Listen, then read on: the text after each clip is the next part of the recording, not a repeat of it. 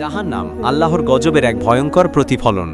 এটা এমন এক স্থান যেখানকার আগুন এই দুনিয়ার আগুনের চেয়েও ৭০ গুণ বেশি প্রজ্বলিত।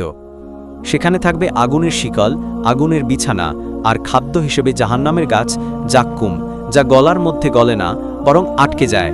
কুরআনে আল্লাহ বলেন, তোমরা নিজেদেরকে এবং তোমাদের পরিবার পরিজনকে সেই আগুন থেকে রক্ষা করো যার জ্বালানি হবে মানুষ ও পাথর। সূরা তাহরিম আয়াত ৬। সেই দিনে ধনী, গরিব, প্রভাবশালী কেউই বাঁচবে না যদি সে আল্লাহর নির্দেশ মানেনি। জাহান্নামের প্রহরীরা থাকবে কঠোর, দয়াহীন। তারা বলবে, তোমাদের কাছে কি কোনো সতর্ককারী আসেনি? আজ দুনিয়াতে আমাদের সামনে দুটি পথ, একটা জান্নাতের আর একটা জাহান্নামের। সিদ্ধান্ত আমাদেরই। ফিরে আসুন আল্লাহর পথে, তওবা করুন, নামাজ কায়েম করুন এবং জাহান্নাম থেকে বাঁচার জন্য চেষ্টা করুন, কারণ কাল হয়তো অনেক দেরি হয়ে যাবে।